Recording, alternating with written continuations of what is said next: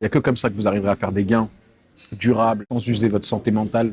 Mais si à un moment, ce qui est censé te libérer du temps devient ultra chronophage et que tu restes toute la journée derrière ton écran comme un abruti, surtout que tu ne vas absolument pas influer le marché en le regardant, au contraire, ça va créer des sentiments en toi et des émotions. Souvent, c'est parce que tu n'as pas anticipé la perte potentielle que tu étais capable de prendre. C'est-à-dire que moi, quand je rentre à 87 900 et que je sors à 88 300 sur le BTC, j'ai 1200 de risque pour aller chercher plus de 6 000 euros de gains. Ça me va. Sur le gold, j'ai une autre stratégie où je me BE beaucoup plus vite pour exploiter cette volatilité en allant chercher cette fois-ci Asian Low, parce que les zones de liquidité marquées pendant la journée et surtout en début de semaine peuvent être récupérées d'une façon ou d'une autre sur les autres sessions. Et là, on est sur la session européenne, donc j'essaye de profiter de ce momentum pour faire un trade bien moins qu'intraday, vraiment un scalp très sympathique, dans le sens du marché qui est baissier pour l'instant sur le momentum, malgré une structure haussière. Donc maintenant, chill. Le trading, c'est chill.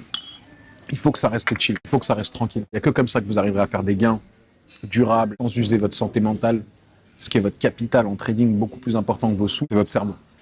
Donc, ça doit rester cool.